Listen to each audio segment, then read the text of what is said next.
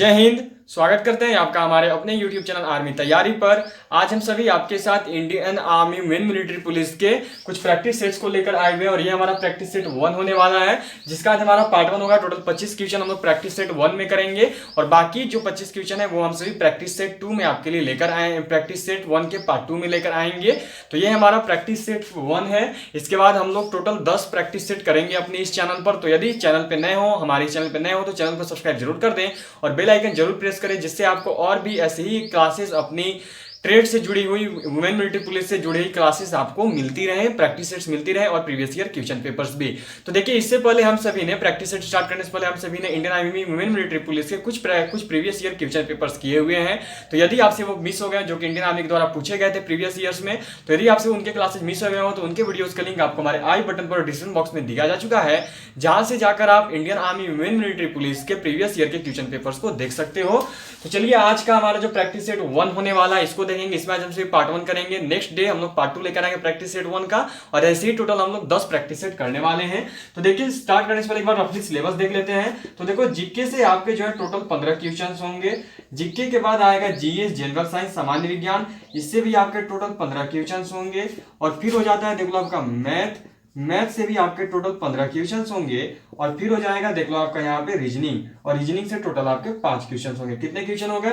15 GK से, 15 GS general science सामान्य विज्ञान 30 हो गए, और 15 हो गए मैथ से 45 हो गए, और 5 रीजनिंग से तो 50, टोटल 50 क्वेश्चन होंगे। अब देखो, यदि आपको और डीपली जानना हो कि 50 क्वेश्चन में कितने कितने मार्क्स के क्वेश्चन होंगे, क्या निगेटिव मार्किंग होगी, किस किस टॉपिक से क्वेश्चन आएंगे, क्या क्या टॉपिक पढ़ना चाहिए, कौन सा बेस्ट बुक होगा आपको पढ़ने के लिए, क्या करेंगे तो पास कर जाएंगे वुमेन मिलिट्री पुलिस के रिटन एग्जामिनेशन को। तो यदि आपको और भी डीपली तरीके से जानना है वुमेन मिलिट्री पुलिस के सिलेबस को, तो उसके वीडियो का लिंक आपको हमारे आई बटन पर डिस्क्रिप्शन बॉक्स में दिया जा चुका है, जहां से जाकर आप Indian army nursing, Indian army women military police के सिलेबस को और भी डीपली तरीके से जान सकते हो। तो चलिए, आज शुरुआत कर लेंगे वुमेन मिलिट्री पुलिस के प्रैक्टिस सेट 1 का।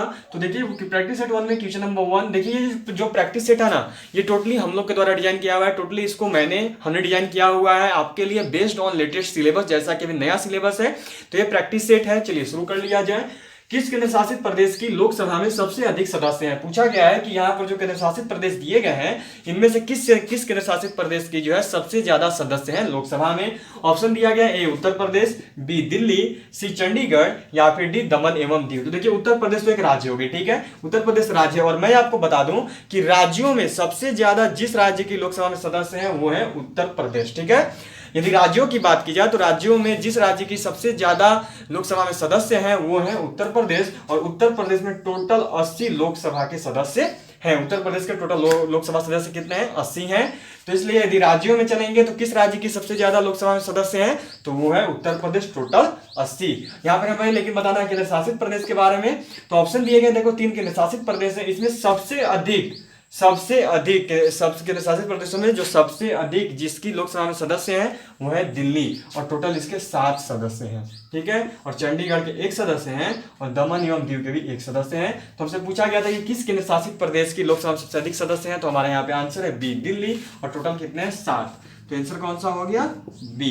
चलिए, हम सभी क्वेश्चन नंबर 2 2 नंबर सवाल कर लेंगे। क्वेश्चन नंबर 2 2 नंबर सवाल दिया गया है, अमेरिकी राष्ट्रपति जो भारतीय संसद में बोले। हमें यहाँ पे जो देखिए ये 4 ऑप्शन दिए गए, ठीक है। पहला क्वेश्चन देख लेते हैं। क्वेश्चन बोला गया कि अमेरिकी राष्ट्रपति जो भारतीय संसद में बोले, ठीक है। यहाँ पे जो 4 ऑप्शन दिए गए हैं, ये चारों अमेरिका के राष्ट्रपति रह चुके हैं, ठीक है। चारों अमेरिका के राष्ट्रपति रह चुके हैं, और ये चारों भारत भी आ चुके हैं, और ये चारों क्या भारत भी आ चुके हैं। तो हमें बताना है कि इन चारों में से वैसे कौन से अमेरिकी राष्ट्रपति हैं जो भारत भी आए और उन्होंने भारतीय संसद में जाकर बोला भी।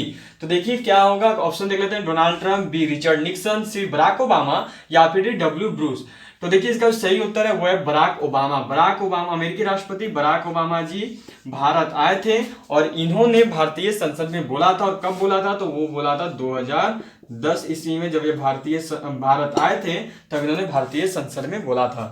चलिए, हमारा यहाँ पे क्वेश्चन नंबर 2 2 नंबर सवाल कंप्लीट होता है। अब हम सभी क्वेश्चन नंबर 3 3 नंबर सवाल कर लेंगे। क्वेश्चन नंबर 3 3 नंबर सवाल दिया गया है, कंप्यूटर की याददाश्त किसे कहा जाता है? बताना है कि कंप्यूटर की याददाश्त किसे कहा जाता है, किसका उपनाम है? ए रोम, बी रैम, सी सीपीयू, या फिर डी पीसीयू। तो देखिए, कंप्यूटर की याददाश्त, मेमोरी ऑफ कंप्यूटर, ठीक है। कंप्यूटर की याददाश्त किसे कहा जाता है? तो कंप्यूटर की याददाश्त कहा जाता है रैम को, ठीक है, किसे कहा जाता है कंप्यूटर की याददाश्त? तो कंप्यूटर की याददाश्त कहा जाता है रैम को, बी नंबर ऑप्शन, और जो दिया गया है वो है रैम। अब देखिए सीपीयू, ठीक है, यहाँ पे एक और ऑप्शन देख सकते हैं आप, सीपीयू। सीपीयू को कंप्यूटर की मस्तिष्क बोला जाता है, ठीक है, क्या बोलते हैं? तो कंप्यूटर का मस्तिष्क, माइंड ऑफ कंप्यूटर, ठीक है, कंप्यूटर का मस्तिष्क। रैम को क्या बोला जाता है? तो रैम को बोला जाता है कंप्यूटर की याददाश्त, मेमोरी ऑफ कंप्यूटर, ठीक है, कंप्यूटर की याददाश्त किसे बोला जाता है? रैम को मेमोरी ऑफ कंप्यूटर बोला जाता है, उपनाम है। और सीपीयू को कंप्यूटर का मस्तिष्क, माइंड ऑफ कंप्यूटर बोला जाता है, कंप्यूटर का मस्तिष्क सीपीयू को बोला जाता है। तो हमसे क्वेश्चन किया गया था कंप्यूटर की याददाश्त किसे कहा जाता है? तो माइंड ऑफ, तो मेमोरी ऑफ कंप्यूटर की याददाश्त किसे कहा जाता है? तो वो है आपका RAM, RM, RAM, B, RAM को कंप्यूटर की याददाश्त, मेमोरी ऑफ कंप्यूटर बोला जाता है। चलिए अब हम सभी क्वेश्चन नंबर 4 4 नंबर सवाल देख लेंगे। क्वेश्चन नंबर 4 4 नंबर सवाल किया गया, ईडन गार्डन कहाँ पर है? हमसे पूछा जा रहा है कि ईडन गार्डन कहाँ पर है? ए दिल्ली, बी देहरादून, सी कोलकाता, या फिर डी पुणे। तो देखिए ईडन गार्डन जो है वो आपका कोलकाता में स्थित है। ईडन गार्डन कहाँ पर है? कोलकाता में। चलिए ऑप्शन क्या हो गया हमारा? सी में क्या दिया हुआ है? सी में दिया गया है, देख लीजिए कोलकाता। अब देखिए एक और बात आती है कि कोलकाता कहाँ पर है? तो कोलकाता देख लो आपका पश्चिम बंगाल की राजधानी है, ठीक है, कोलकाता क्या है? तो कोलकाता पश्चिम बंगाल की राजधानी है। और ईडन गार्डन क्या है? तो ईडन गार्डन एक स्टेडियम है, ठीक है, ईडन गार्डन क्या है? तो ईडन गार्डन एक स्टेडियम है, किस चीज का? तो क्रिकेट का। ईडन गार्डन किसका स्टेडियम है? तो क्रिकेट का स्टेडियम है। वो कहां पर है? तो कोलकाता में, पश्चिम बंगाल में, वेस्ट बंगाल में।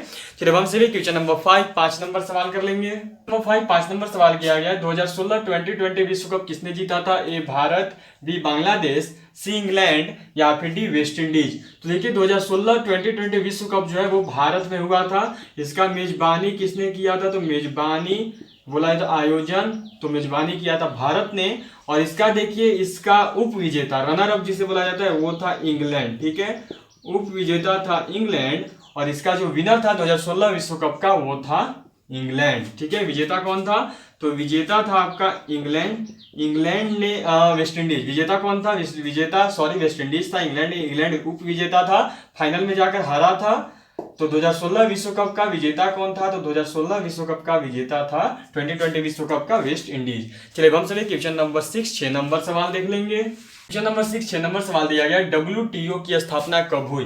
तो देखिए WTO, पहले तो WTO का मतलब समझ लेते हैं। तो WTO का मतलब होता है वर्ल्ड, फुल फॉर्म है ट्रेड ऑर्गेनाइजेशन, ठीक है, क्या है? World trade organization. World trade organization WTO का फुल फॉर्म होता है। और इसकी स्थापना हुई थी, देख लीजिए बी 1995 में। कब स्थापना हुई थी? तो स्थापना हुई थी बी में जो दिया गया 1995 में। और 1995 में कब? तो 1 जनवरी 1995 ईस्वी को WTO वर्ल्ड ट्रेड ऑर्गेनाइजेशन की स्थापना हुई थी। चलिए अब हम सभी क्वेश्चन नंबर 6 6 नंबर सवाल कर 7 नंबर सवाल कर लेंगे। क्वेश्चन नंबर 7 7 नंबर सवाल किया गया है कबूतर पक्षी किसका प्रतीक है? बताना है कि कबूतर जो पक्षी है वो किस चीज का प्रतीक है? ए विरोध का, बी संस्कृति का, सी संधि का, या फिर डी शांति का। तो देखिए कबूतर पक्षी जो है वो आपका शांति का प्रतीक है। किस चीज का प्रतीक है कबूतर पक्षी? तो कबूतर पक्षी जो है वो प्रतीक है डी, और डी में दिया गया है शांति का, ठीक है। चलिए पीस का शांति का है, पीस शांति का प्रतीक है आपका कबूतर पक्षी। चलिए हम सभी क्वेश्चन नंबर 8 8 नंबर सवाल देख लेंगे। क्वेश्चन नंबर 8 8 नंबर सवाल दिया गया डेमोक्रेटिक पार्टी किस देश का राजनीतिक दल है? यहाँ पे हमें एक नाम दिया गया पार्टी का, वो है डेमोक्रेटिक पार्टी। अब पूछा गया है कि ये जो दल है, ठीक है, वो किस देश का राजनीतिक दल है। और ये देखिए जो पार्टी है ये मुख्य पार्टी है उस देश का। तो बताना है कि किस देश की राजनीतिक दल है। ए चीन, बी ब्रिटेन, सी अमेरिका, या फिर डी भारत। तो देखिए डेमोक्रेटिक पार्टी जो है वो आपकी अमेरिका की राजनीतिक दल है।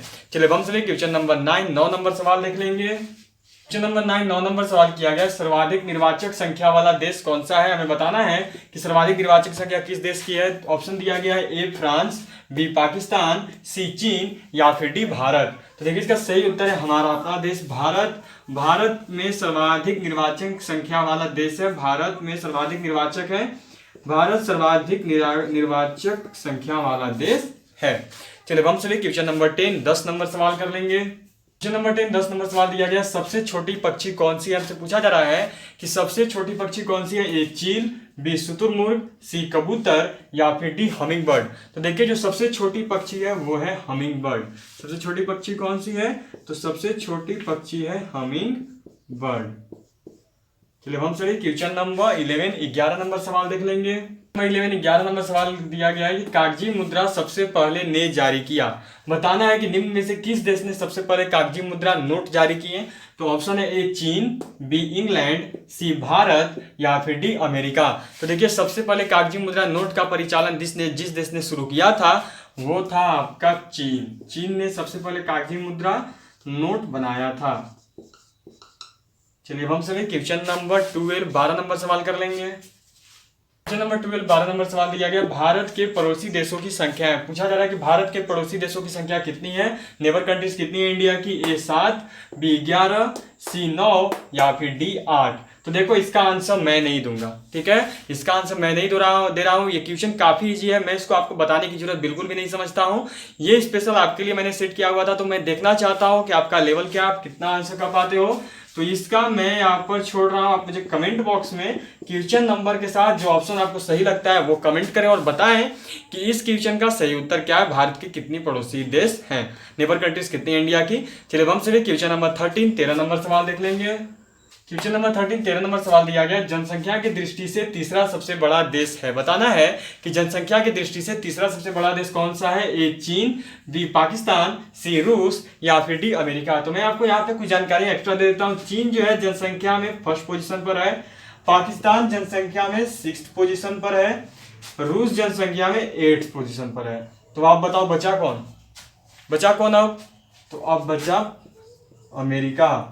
और जो अमेरिका है वो आपका 3rd पोजीशन पर है जनसंख्या की दृष्टि से। अमेरिका 3rd पोजीशन पर है। कौन सा देश, तो वो है आपका अमेरिका। चलिए हम सभी क्वेश्चन नंबर 14 14 नंबर सवाल देख लेंगे। नेक्स्ट क्वेश्चन 14 14 नंबर सवाल दिया गया, पानीपत का तृतीय युद्ध कब हुआ। हमसे पूछा जा रहा है कि पानीपत का तृतीय युद्ध कब हुआ था। ए 1761, बी 1872, सी 1960 या फिर डी 1492। तो देखिए जो सही उत्तर है वो हो जाएगा आपका ए, ठीक है। 1761 ईस्वी में जो है पानीपत का तृतीय युद्ध हुआ था और जो कि लड़ा गया था किसके और किसके बीच। तो पानीपत का तृतीय युद्ध लड़ा गया था आपका, देख लो यहाँ पे, अहमद शाह अब्दाली किसके किसके बीच, तो अहमद शाह अब्दाली तथा मराठाओं के बीच लड़ा गया था पानीपत का तृतीय युद्ध, जिसमें मराठा की हार हुई थी और अहमद शाह अब्दाली जीत गया था। चलिए हम सभी क्वेश्चन नंबर 15 और जीके सेक्शन का आखिरी क्वेश्चन कर लेंगे क्योंकि 15 क्वेश्चन से आते हैं जीके से। तो चलिए देख लेंगे क्वेश्चन नंबर 15 15 नंबर सवाल किया गया, टीपू सुल्तान की मृत्यु युद्ध में हुई। बताना है कि टीपू सुल्तान की मृत्यु किस युद्ध में हुई थी। ए आंग्ल मैसूर युद्ध, बी पानीपत का युद्ध, सी चंदेरी का युद्ध या फिर डी चौथे आंग्ल मैसूर युद्ध में। तो देखिए टीपू सुल्तान की जो मृत्यु है वो चौथे आंग्ल मैसूर युद्ध में हुआ था। कौन सा ऑप्शन है हमारा, डी ऑप्शन में दिया गया, चौथे आंग्ल मैसूर युद्ध में टीपू सुल्तान की मृत्यु हुई थी। चलिए यहाँ पे हमारा जो 15 क्वेश्चन कंप्लीट हो चुका है जीके सेक्शन से। अब हम सभी यहाँ से जीएस सेक्शन स्टार्ट करेंगे क्वेश्चन नंबर 16 से, जीएस जनरल साइंस सामान्य विज्ञान। चलिए देख लिया जाए। क्वेश्चन नंबर 16 16 नंबर सवाल दिया गया, तारों के समूह को क्या कहा जाता है। पूछा गया है कि तारों के समूह को क्या कहते हैं। ए सूर्यमंडल, बी ग्रहमंडल, सी व तारामंडल या फिर डी ब्रह्मांड। तो देखिए तारों के समूह को तारामंडल कहा जाता है, हमारा सही उत्तर है सी। चलिए हम सभी क्वेश्चन नंबर 17 17 नंबर सवाल देख लेंगे। क्वेश्चन नंबर 17 17 नंबर सवाल दिया गया, कैथोड किरण को का प्रयोग करके पैदा किया जाता है। बताना है कि कैथोड किरण को किसका प्रयोग करके पैदा किया जाता है। ए ठोस का, बी द्रव का, सी गैस का या फिर डी इनमें से कोई नहीं। देखो पैदा करने को मतलब आप एक और तरीके से बोल सकते हो कि किसका प्रयोग करके बनाया जाता है, ठीक है। कैथोड किरण को निम्न में से किसका प्रयोग करके पैदा किया जाता है या बनाया जाता है। ए ठोस, बी द्रव, सी गैस या फिर डी इनमें से कोई नहीं। तो देखिए इसका जो सही उत्तर है वो है आपका गैस, ठीक है। कैथोड किरण को गैस का प्रयोग करके बनाया जाता है। चलिए हम सभी क्वेश्चन नंबर 18 18 नंबर सवाल देख लेते हैं। क्वेश्चन नंबर 18 18 नंबर सवाल दिया गया, लोहा के क्यूरी ताप का मान होता है। हमें यहाँ पे लोहा के क्यूरी ताप का वैल्यू, क्यूरी ताप का मान बताना है। A 380 degree Celsius, B 358 degree Celsius, C 770 degree Celsius या फिर डी 794 डिग्री सेल्सियस। तो देखिए इसका जो सही उत्तर है वो है आपका सी 770 डिग्री सेल्सियस। लोहा की क्यूरी ताप का मान जो है 770 डिग्री सेल्सियस होता है। अब हम चलिए क्वेश्चन नंबर 19 19 नंबर सवाल कर लेंगे। क्वेश्चन नंबर 19 19 नंबर सवाल दिया गया है, विद्युत धारा एक राशि है, बताना है विद्युत धारा कौन सी राशि है। ए सदिश राशि है, बी अदिश राशि है। से ए और बी कहने का मतलब है कि सदिश और अदिश दोनों राशि है, डी इनमें से कोई नहीं। तो देखिए विद्युत धारा जो है एक अदिश राशि है। विद्युत धारा कौन सी राशि है, तो विद्युत धारा जो है वो आपका बी अदिश राशि है। चलिए अदिश राशि हो गया विद्युत धारा। अब हम सभी क्वेश्चन नंबर 20 20 नंबर सवाल देख लेंगे। क्वेश्चन नंबर 20 20 नंबर सवाल दिया गया, प्रतिरोध का संयोजन कितने क्रम में होता है, बताना है कि प्रतिरोध को कितने क्रम में जोड़ा जाता है। ए 3, बी 2, सी 4 या फिर डी 1। तो देखिए प्रतिरोध का जो संयोजन है वो कुल 2 क्रमों में होता है। कितने क्रम में होता है प्रतिरोध का संयोजन, तो प्रतिरोध का संयोजन होता है 2 क्रम में। कौन कौन सा, तो एक होता है देख लो आपका समांतर क्रम संयोजन और एक होता है देख लो आपका श्रेणी क्रम संयोजन। ठीक है, कितने क्रम में होता है संयोजन, तो 2 क्रम में, पहला क्रम समांतर क्रम और दूसरा श्रेणी क्रम। चलिए हम चलिए क्वेश्चन नंबर 21 21 नंबर सवाल कर लेंगे। नंबर 21 21 नंबर सवाल दिया गया, पदार्थ के तीनों क्रम में कौन परिवर्तित होता रहता है, बताना है कि पदार्थ के तीनों क्रम में कौन सा जो है परिवर्तित होता रहता है। ये पारा प्राकृतिक रूप से परिवर्तित होता रहता है, मतलब कि जिस पर आपको जोड़ नहीं लगाना पड़े, जो इसको कृत्रिम नहीं बल्कि वो प्राकृतिक रूप से ही पदार्थ के तीनों अवस्थाओं में परिवर्तित होता रहता है। ए पारा, बी पानी, सी सिरका या फिर डी इनमें से कोई नहीं। तो देखिए इसका सही उत्तर है पानी। अब पानी कैसे, तो मैं आपको बता दूं ठोस। ठीक है, ठोस तो देखिए पानी बर्फ बन जाता है, तो प्राकृतिक रूप से बर्फ बनता है। जाकर आप माउंट एवरेस्ट को देख लो, हिमालय को देख लो, किसी भी बर्फीले स्थान को देख लो, तो वो क्या, वो प्राकृतिक रूप से बर्फ बनता है पानी। अब जब उस पर गर्मी बढ़ाई जाती है तो वो पानी बन जाता है, तो क्या है बर्फ है, तो बर्फ हो गई ठोस। ठीक है, उसके बाद आगे बढ़ता है, यदि उसको तापमान बढ़ाया जाए तो वो क्या फिर द्रव बन जाता है। तो द्रव अवस्था में भी हो गया, ठोस अवस्था में बर्फ हो गया, द्रव अवस्था में जल के रूप में हो गया, और फिर उसके बाद जब उसमें और तापमान बढ़ाया जाए तो वो वाष्पित हो जाता है, तो वाष्प के रूप में भी हो गया, गैस के रूप में भी हो गया। तो इस तरीके से पानी जो है तीनों अवस्थाओं में बदलता रहता है। हमारा सही ऑप्शन है बी, और बी में दिया गया है पानी प्राकृतिक रूप से। चलिए हम चलिए क्वेश्चन नंबर 23 23 नंबर सवाल कर लेंगे। 22 22 नंबर, क्वेश्चन नंबर 22 22 नंबर सवाल दिया गया, मानव शरीर में कार्बन कितना प्रतिशत है, हमें बताना है कि मानव शरीर में कार्बन कितना प्रतिशत है। ए 65%, बी 5.2%, सी 18.0% या फिर डी 6.0%। तो देखिए मानव शरीर में जो कार्बन है वो टोटल 18.0% है। ये आपका जो है ऑक्सीजन के बाद दूसरे नंबर पे आता है हमारे शरीर में कार्बन, जो कि 18.0% है। कितना प्रतिशत है कार्बन, तो कार्बन सी नंबर ऑप्शन 18.0%। चलिए हम सभी क्वेश्चन नंबर 23 23 नंबर सवाल कर लेंगे। 23 23 नंबर सवाल दिया गया है, यौगिक की पहचान करें। हमें यहाँ पर यौगिक बताना है कि इनमें से कौन यौगिक है। A C A calcium, B Na sodium, C O oxygen या फिर डी CaOH2 कैल्शियम हाइड्रोक्साइड। तो देखिए यहाँ पर जो आपका यौगिक है वो है कैल्शियम हाइड्रोक्साइड। अब यौगिक क्या होता है, पहले आपको वो बताया तो एक बार यौगिक क्या होता है। तो देखिए जब 2 या 2 से अधिक तत्व मिलकर किसी पदार्थ का निर्माण करते हैं तो उसे यौगिक कहते हैं। ठीक है, जब 2 या 2 से अधिक तत्व किसी चीज का निर्माण करते हैं तो उसे हम यौगिक कहते हैं। तो यहाँ कितने तत्व हैं, एक हो गया कैल्शियम, एक हो गया ऑक्सीजन और एक हो गया हाइड्रोजन। टोटल यहाँ 3 तत्व मिलकर एक यौगिक निर्माण कर रहे हैं। तो जब एक से अधिक, ठीक है, जब एक से अधिक तत्व मिलकर किसी चीज का निर्माण करते हैं तो उसे यौगिक कहते हैं। तो यहाँ पे यौगिक क्या हो गया, COH2 ऑप्शन नंबर डी, और डी में है CaOH2 कैल्शियम हाइड्रोक्साइड। चलिए हम चलिए क्वेश्चन नंबर 24 24 नंबर सवाल देख लेंगे।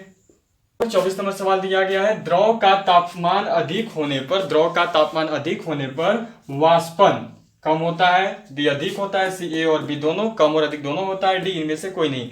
तो देखो कहीं पर आपने किसी पतीले पे पानी रखी थी, द्रव है, पानी द्रव है, तो पानी को रखा हुआ था। अब नीचे से यदि आप गैस का जैसे जैसे टेम्परेचर बढ़ा रहे हो, जैसे जैसे आप उसका रेगुलेटर ले रहे हो, जैसे जैसे आप तापमान बढ़ाओगे तो वैसे वैसे क्या होगा, वाष्पन भी उतना ही ज्यादा होगा, उतना ही ज्यादा उबलेगा वो पानी। जितना आप ताप बढ़ाओगे उतना ही ज्यादा वो पानी भी उबलेगा। तो इसका मतलब ताप अधिक होने से वाष्पन भी अधिक होता है। चलिए हमारा यहाँ पे कौन सही हो गया, तो बी नंबर ऑप्शन सही है। चलिए हम सभी आज का आखिरी क्वेश्चन प्रैक्टिस सेट 1 का पार्ट 1 का लास्ट क्वेश्चन कर लेंगे। तो चलिए देख लेते हैं क्वेश्चन नंबर 25 25 नंबर सवाल दिया गया, सबसे अधिक समस्थानिकों वाला तत्व है। हमें यहाँ पर बताना है कि सबसे अधिक समस्थानिकों वाला तत्व कौन सा है। ए कार्बन, बी सोडियम, सी प्लूटोनियम या फिर डी पोलोनियम।